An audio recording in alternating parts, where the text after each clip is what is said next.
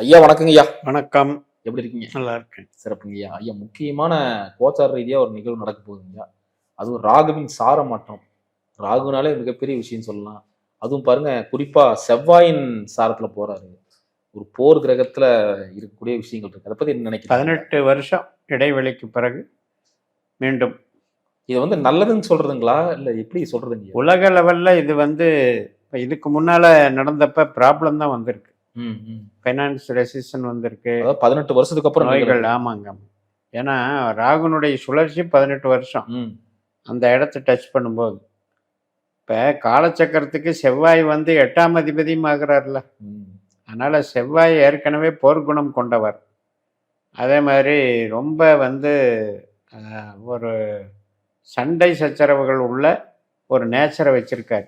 விபத்து, சண்டை சச்சரவு, சீற்றங்கள் இதெல்லாம் வச்சிருக்கிற கிரகம் பூமிகாரகன். அது கும்ப ராசியில 2 பாதம் அவிட்டம் இருக்கு இல்லையா, அது நவம்பர் 25 வரைக்கும் ராகு அதில் பயணிச்சு அதுக்கப்புறம் அதே அவிட்டத்தில் மகரத்துக்கு மாறுவார். ஸோ நாம் இப்போ இதை மட்டும் பேசலாம். கும்பத்தில் இருக்கிற அந்த 2 பாதத்தில் ட்ராவல் பண்ணுறது மட்டும் தாராளமாக பேசலாம்.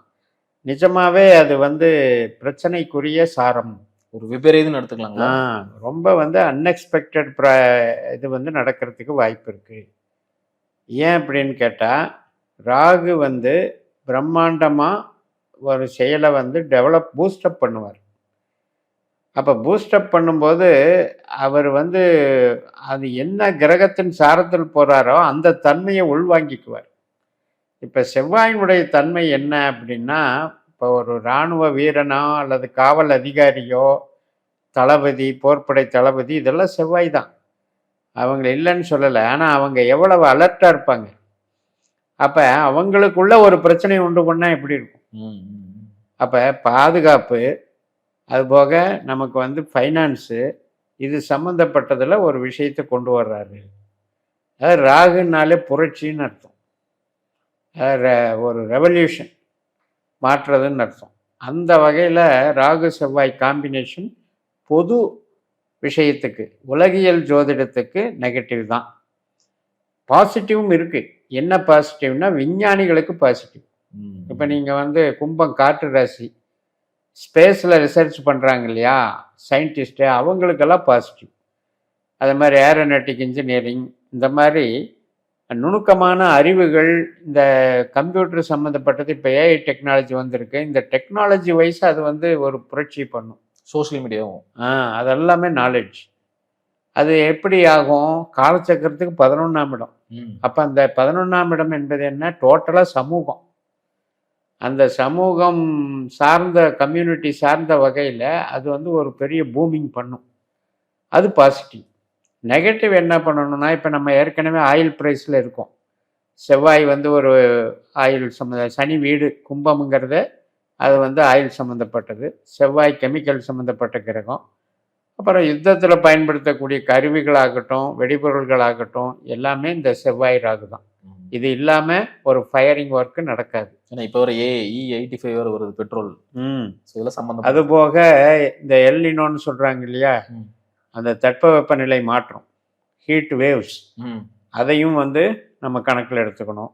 ஸோ இது எல்லாமே அந்த 18 இயர்ஸுக்கு அப்புறம் வரும்போது இது ஒரு உலக அளவுக்கு ஒரு பிரச்சனைன்னு எடுத்துக்கிட்டாலும், தனி மனித ஜாதத்துக்கு இதே மாதிரி ரெண்டும் இருக்குது.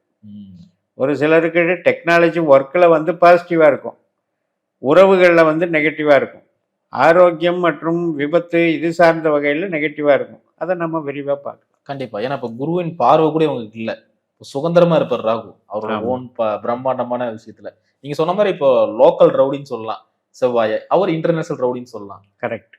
அப்படி இருக்கும்போது இந்த பணம் சார்ந்த விஷயங்கள், இந்த மாதிரி விஷயங்கள் எல்லாத்துக்குமே கேதரா ஒவ்வொரு ராசிகளும் மாறிட்டே வரும் இல்லைங்களா? ஆமாம். இப்போ கெட்டது மட்டுமே நம்ம எதிர்பார்க்க தேவையில்லை. ஆமா, அதாவது இப்போ செவ்வாய் மாதக்கோள் நகர்ந்துகிட்டே இருப்பார்.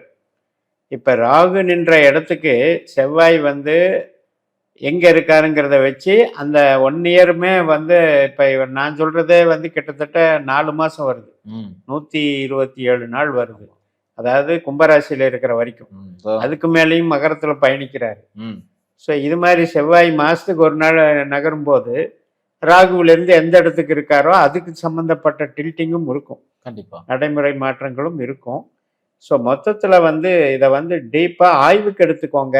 ரொம்ப அவதிப்பட வேண்டாம், ரொம்ப வந்து நாமளே பேனிக் ஆக வேண்டாம். பட் அதே நேரத்தில் காஷனாக இருக்கணும், எச்சரிக்கை அவசியம். எப்பவுமே செவ்வாய் நட்சத்திரம்னு ஒரு கிரகம் வந்துச்சுன்னா, அது சனி வந்தாலும் ராகு கேது வந்தாலும் ஈவன் சூரியனே வந்தாலும் அதில் வந்து ஒரு முக்கியத்துவம் இருக்கு. கண்டிப்பா. நேற்று நம்ம பேசும்போது கூட சொல்லியிருந்தீங்க, இது ரொம்ப முக்கியமான விஷயம், மக்கள்கிட்ட நம்ம சப்ஸ்கிரைபர் நிறைய பேருக்கு போய் சேரணும் அப்படின்னு சொல்லி தான் கண்டெடுத்தோம். வருகிற ஜூன் 30 ஆரம்பிச்சு 27 நவம்பர் 25 வரைக்கும் 25 வரைக்கும் கிட்டத்தட்ட 127 நாட்கள். அதுக்கப்புறமும் மகர ராசிக்கு மாதிரி அதே அவிட்ட நட்சத்திரத்தில் பயணிக்கும். இது வந்து நாம கும்பத்தை மட்டும் கணக்கில் எடுத்தோம். சிறப்புங்க, ரொம்ப அருமையாக சொன்னீங்க. இப்போ நம்ம வந்து ஒவ்வொரு ராசிக்கான பலன்களும் நம்ம பார்த்துடலாம் ஐயா. ஐயா, இப்போ நம்ம பார்க்கக்கூடிய ராசி ரிஷப ராசி. ரிஷப ராசிக்கு இந்த சார மாற்றம் இப்படிலாம் இருக்குன்னு சொல்லுங்க. ரிஷப ராசிக்கு பணம் கொடுக்கிறவர் ராகு. 2, 6, 10. அப்போ 10ல் தான் இருக்காரு. ஆனால் இவ்வளவு நாள் தன்னுடைய சொந்த நட்சத்திரமான சதயத்தில் இருந்தவர் நல்ல வளமையை கொடுத்தார். நல்ல ப்ரொமோஷன், டெவலப்மெண்ட்டு, பண வரவு, உத்தியோக பலம் எல்லாத்தையும் கொடுத்தவர் இப்போ ரிவர்ஸ் போகிறார். ஒரு வண்டி இப்போ நம்ம பயணத்தை ரிவர்ஸ் போனால் எப்படி தொடர முடியும்? ராகு ரிவர்ஸ் போகிறவர், ஆனால் தன்னுடைய சொந்த நட்சத்திரத்திலிருந்து பின்னால் போனார்னா அவர் நெகட்டிவாக செயல்படுவார். அதை புரிஞ்சுக்கணும். அப்போ நெகட்டிவாக செயல்படுவார்னா 10க்கு பதிலாக நீங்கள் 9ன்னு கணக்கு வச்சுக்கோங்களேன். இப்போ வக்கரம்னா நம்ம நினைக்கிறோம் இல்லையா, ஒரு கிரகம் வக்கரமான பேக் சைடில் இருக்கிற இதை எடுக்கிறோம்ல, அது மாதிரி நினச்சிக்கோங்க. அப்போ என்ன ஆகும்னா அந்த பதவி, புகழ், பண வளர்ச்சி இதெல்லாம் கொஞ்சம் இறங்குது.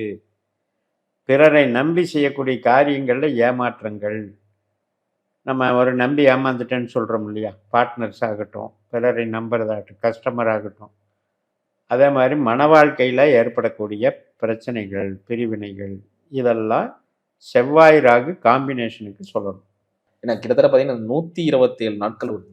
ஆமாம் ஆமாம், ஜூன் 30 இருந்து நவம்பர் 25 வரைக்கும். ஸோ இவங்களுக்கு இப்போ வந்து இந்த உறவு சார்ந்த விஷயத்துல அந்த கடந்த காலத்தில் ஒரு போராட்டமாக இருந்து மனக்கசப்பாக இருந்துச்சு. இந்த மாதிரி விஷயத்துக்கு எப்படிங்க இருக்கு? இப்பவும் அப்படிதாங்க. ராகு திசை, செவ்வாய் திசை, இந்த நடக்கிறவங்களுக்கு வந்து கொஞ்சம் ட்ரபிள் தான். அது பார்த்தீங்கன்னா சில பேருக்கு வழக்கு வரைக்கும் கொண்டு போயிருக்கும். ஏன்னா 6ஆம் வீடுங்கிறது மன வாழ்க்கைக்கு நல்லதல்ல.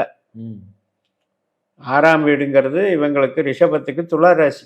அப்போ என்ன பண்ணும், ஆட்டோமேட்டிக்காக அதை இயங்கும்போது அந்த பிரிவினையை பெருசாக்கிட்டே போகும். ஒரு கேப் விழுந்துருச்சு, மறுபடியும் ஒட்ட வைக்கலான்னு பார்த்தா முடியாது. என்ன ஒரு கணக்கு, வேற திசா புத்திகள் நடக்குது. இப்போ குரு திசை நடக்குது, இப்போ குரு 3ல் இருக்காரு, அவர் கொஞ்சம் சுபத்துவத்தை கொடுக்குறாரு, சனி சுபத்துவத்தை கொடுக்குறாரு. இந்த மாதிரி வேற திசா புத்திகள் நடக்கிறவங்களுக்கு பிரச்சனைகள் எல்லாம் சொல்யூஷன் கிடைச்சிரும். ஆனால் ராகு செவ்வாய் திசை நடக்கிறவங்களுக்கு மட்டும் கொஞ்சம் ப்ராப்ளம். இந்த காலகட்டத்தில் பூர்வீக சொத்து கைக்கு வருங்களா? பூர்வீகம் வந்து ஒரு சிக்கலை கொண்டு வந்து விட்டு அப்புறம் பைசல் பண்ணி கொடுக்கும். இப்போ ஒரு பஞ்சாயத்து நடந்து சரி பண்ணுறோன்னு சொல்கிறீங்க, அந்த மாதிரி. ஏன்னா செவ்வாய் சுகமாக முடியாது. ஆமாம், செவ்வாய் வந்து அந்த பஞ்சாயத்தை உண்டு பண்ணுவார். செவ்வாய் சாரம் வாங்குறாரு, அதனால் உண்டு பண்ணுவார். இதிலிருந்து ஆரம்பித்து நீங்கள் நவம்பர் 25க்கு மேலே மகரத்துக்கு போவார் இல்லையா, அப்போ ஃபைனலே பண்ணி கொடுத்துருவார். சிறப்புங்க ஐயா. இப்போ வேலை சார்ந்து போயிட்டு இருக்கிறவங்களுக்கு பதவி உயர்வு கிடைக்குமா, இன்க்ரிமெண்ட் வாய்ப்புகள் இருக்குங்களா? கிடைச்சிருக்கு ஆல்ரெடி. ராகு திசை நடந்தவங்களுக்கெல்லாம் இந்த சொந்த நட்சத்திரத்துக்கு போய் கிடைச்சிருக்கு. இப்போ அதை தக்க வைப்பதற்கு போராடணும்.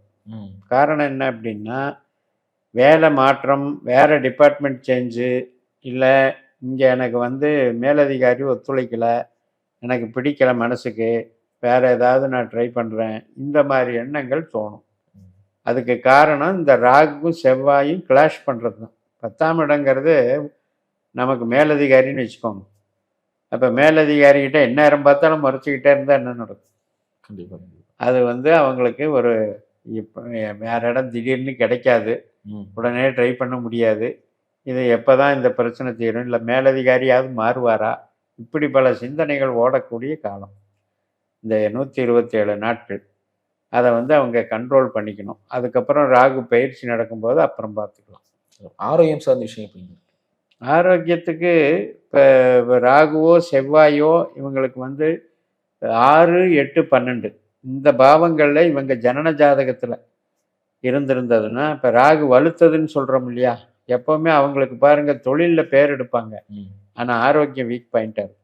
ஏன்னு கேட்டா ரிஷபத்துக்கு இஎன்டி ப்ராப்ளமும் மற்றும் இந்த கை கால் அசைவுகள் இருக்கு இல்லையா? அதாவது தோள்பட்டை இது சம்மந்தப்பட்டதும் அது மாதிரி இந்த கிட்னி சம்மந்தப்பட்டதும் கொடுத்துருவார். இது வந்து இயற்கையாகவே ராகு வந்து காலச்சக்கரத்துக்கு வச்சிருக்கார். ஸோ அந்த மாதிரி ப்ராப்ளங்கள் இருக்கிறவங்களுக்கு கொஞ்சம் அதை இன்னும் மறுபடியும் செக் பண்ணிக்கணும், பார்த்துக்கணும். எல்லாமே பார்த்தீங்கன்னா 10லேருந்து 9க்கு போயிட்டாருன்னா ரிலீஸ் ஃப்ரீ. இப்போ இந்த 127 நாள் வந்து நமக்கு கவனித்து ட்ரீட்மெண்ட் பண்ண வேண்டிய காலகட்டம்னு புரிஞ்சுக்கோம். இப்போ 10ல் இருக்கிறதுனால பொருளாதாரம் எப்படிங்க? பொருளாதாரம் நல்லா இருந்தது. இப்போ அந்த ரிவர்ஸ் போகிற மாதிரி இருக்கிறதுனால அதில் அதிர்ச்சி இருக்கும். இப்போ ப்ரொமோஷன் கிடைச்சதுங்க, ஆனால் மறுபடியும் எனக்கு ரிஸ்க் அதிகமாக இருக்குங்க. நான் முதல்ல நல்லா இருந்தேன், ப்ரொமோஷன் எடுத்து நல்லா இல்லைன்னு எத்தனை பேர் சொல்கிறாங்க. அந்த நிலைமையில் இருக்காங்கன்னு புரிஞ்சு 2-3 வேலைக்கு சேர்த்து பார்க்குற மாதிரி. அது மாதிரி வர்றது மட்டுமல்ல, ஒத்துழைப்பு இல்லை. ஒர்க்கு வந்து ரெஸ்பான்சிபிலிட்டி கூடிருச்சு, ஒர்க்கு அது டைமுக்கு நடக்க மாட்டேங்குது, மேலே ரொம்ப ப்ரெஷர் கொடுக்குறாங்க. அது மாதிரி ஒரு அவஸ்தை. சிறப்பு. இந்த காலகட்டத்தில் சுபகாரியங்கள், திருமண விஷயங்கள், அதே மாதிரி வீடு கட்டுறது, வண்டி வாகனம் வாங்குறது, இந்த மாதிரி செய்யலாம். செய்யாம செவ்வாய் கிரகம் வந்து சுபத்துவமா இருந்ததுன்னா இவங்க ஜாதகத்துல அது வந்து மறையாம இருக்கணும். 6, 8, 12ல மறையாம இருந்ததுன்னா இந்த காலத்துல சுப காரியங்கள் ஆகும். நிறைய பேர் படிக்கிற மாணவர்களுக்கு வந்து டெக்னாலஜி இம்ப்ரூவ் ஆகும். இந்த ராகு செவ்வாய் காம்பினேஷன் வந்து ஆராய்ச்சி பண்ற மாணவர்கள் அனைத்துமே ஏரோநாட்டிக் ஆகட்டும், இந்த ஏஐ டெக்னாலஜி ஆகட்டும், ஸ்பேர் பார்ட்ஸ் இண்டஸ்ட்ரீஸ் ஆகட்டும், ஆட்டோமொபைல் இண்டஸ்ட்ரீஸ், கெமிக்கல் இண்டஸ்ட்ரீஸ், இது எல்லாமே டெவலப். சிறப்பு. நான் ஒரு இடத்துல 10 வருஷம் வேலை செஞ்சுட்டு இருந்தேன். இப்போ தொழில் பண்ணலான்னு இருக்கேன், சுய தொழில் பண்ணலாமா? அது இப்போ நமக்கு வந்து ரிஷபத்துக்கு வந்து செவ்வாய் வந்து விரையாதிபதி, 12ஆம் அதிபதி ஆகிறார். அப்போ அதனால் இப்போ உங்கள் ஜாதகத்தில் இப்போ ராகு திசை அப்படின்னு ஒரு கணக்கு இருந்தது, அது நல்லா இருந்ததுன்னா அது பாட்டுக்கு கொண்டு போகும். ஆனால் கோச்சாரம் இப்போ வீக்குன்னு புரிஞ்சுக்கோங்க.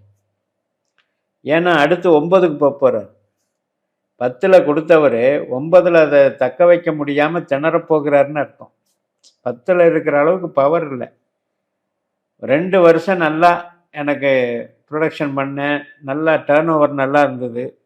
அந்த 2 வருஷத்துக்கு அப்புறம் இப்போ மீடியமாக தாங்க போகுதுன்னு சொல்கிறாங்க இல்லையா? அந்த நிலைமை தான். அப்படி இருக்கும்போது ஏன் புது தொழிலை ஆரம்பிக்கணும்? இந்த டைம் வந்து அவ்வளோ உசிதமானது அல்ல. அப்ராடுக்கு வேலைக்கு போகிறவங்களுக்கு சாத்தியம். அது வேணால் வேலை மாற்றத்துக்கு 2வது வேலைக்கு போகிறதுக்கு சாத்தியம். அதை ரெடி பண்ணி கொடுத்தோம். சிறப்பு. இந்த கடன் சார்ந்த விஷயத்துலேருந்து தப்ப முடியுமா? கடன் அப்படிங்கிறது ரிஷபத்துக்கு பார்த்தீங்கன்னா இப்போ ஏற்கனவே அந்த ராகு கொடுத்துருக்கும். நிறைய கடன் வந்து பல்காக வாங்கியிருப்பாங்க, கொடுத்துருக்கோம். பட் இதை மேனேஜ் பண்ணி கட்டிடுவாங்க. ஏன்னா 12ஆம் அதிபதி 7ஆம் அதிபதி, அதனால் அந்த அந்த சோர்ஸ் வந்து ரொட்டேஷனில் வந்து கரெக்டாக போயிட்டுருக்கும். அதில் ஒன்றும் பிரச்சனை இல்லை. பட் ஃபுல்லாக செட்டில் பண்ண முடியாது. ரிலீஸ் பண்ணுறது ஃபுல்லாமே உங்களுக்கு வந்து ராகு பயிற்சிக்கு பின்னாடி தான். ஏன்னா நடக்கக்கூடிய நிகழ்வு 18 வருஷத்துக்கு அப்புறம் நிகழப்போகுதியா? ஸோ இந்த காலகட்டத்தில் இவங்க எந்த விஷயத்தில் ரொம்ப கேர்ஃபுல்லாக இருக்கணும்? அதான் ராகு வந்து நெகட்டிவாக இருக்காரு. நாம் வந்து நம்ம பதவியை பயன்படுத்தி அதை செய்யலாம் இதை செய்யலாம்னு தான் தோற்றித்தனமாக ஏதாவது ஒரு விஷயத்தை அசால்ட்டாக செஞ்சிட வேண்டாம், கொஞ்சம் கவனம் வச்சுக்கோங்க. ஏன்னா விரயமோ தண்டனையோ அல்லது வந்து ஒரு ஏமாற்றமோ ஒரு விஷயத்த நமக்கு கீழே இருக்கவரோ அல்லது இன்னொரு சக ஊழியரையோ நம்பி செய்கிறோம், கடைசியில் பழி நம்ம மேலே வருது. இந்த மாதிரி சிக்கல்களை ரிஸ்க் எடுக்கிறதை ரொம்ப தள்ளி போடுங்க. முடிந்த அளவு பதட்டப்படாமல் அமைதியாக இருக்கிற சட்ட ரீதியான வேலைகளை மட்டும் இருக்கிறத மட்டும் பயன்படுத்திட்டிங்கன்னா ஒன்றுமே வராது உங்களுக்கு. இது எல்லாருக்கும் ரிஷபராசிக்கும் இது பொருத்தமானது கிடையாது. யாருக்கெல்லாம் ராகு திசை ராகு புத்தி ராகு அந்தரம், செவ்வாய் திசை செவ்வாய் புத்தி செவ்வாய் அந்தரம், இது நடக்கிறவங்களுக்கு தான் இந்த பாயிண்ட்டு. மற்றவங்களை இதை நினச்சி ரொம்ப ரொம்ப குழப்பிக்க வேண்டியது. இந்த காலகட்டத்தில் இவங்க வழிபட வேண்டிய வழிபாடுகள் இருக்கு. இவங்களுக்கு இப்போ அந்த ராகு வந்து பணம் சம்மந்தப்பட்ட விஷயத்துக்கு பத்ரகாளி வழிபாடு பண்ணிக்கலாம். ஆனால் உறவுகள் சம்மந்தப்பட்ட விஷயத்துக்கு சிவன் வழிபாடு அம்பாள் வழிபாடு கண்டிப்பாக பண்ணணும். ஏன்னா இப்போ பிரச்சனை எதில் வருதுன்னா உறவுகளில் தான் வருது. இவங்களுக்கு வந்து இப்போ 6ஆம் இடம் வேலை செய்யுதுன்னு சொன்னேன் இல்லையா, 6, 10 இதெல்லாம் வந்து கணவன் மனைவி உறவில் வந்து ஈகோ உண்டு பண்ணும். 2 பேர் வேலை பார்ப்பாங்க, அதுவும் வெளிநாட்டில் வேலை பார்ப்பாங்க. இங்கேயே லவ் பண்ணி தான் கல்யாணம் பண்ணிட்டு போயிருப்பாங்க, அங்கே போய் சண்டை வந்துடும். இதுக்கு காரணம் என்னென்னா மணி, பவர், ஈகோ. ஸோ இந்த பிரச்சனைக்கு நீங்கள் வந்து எச்சரிக்கையாக இருந்து கொஞ்சம் தட்டி கொடுத்துட்டு போயிட்டீங்கன்னா ராகு பயிற்சிக்கு அப்புறம் சால்வ் ஆகிடும் எல்லாமே. சிறப்பு, அற்புதமாக சொன்னீங்க. மீண்டும் அடுத்த காலம் சந்திக்கலாம். நன்றி.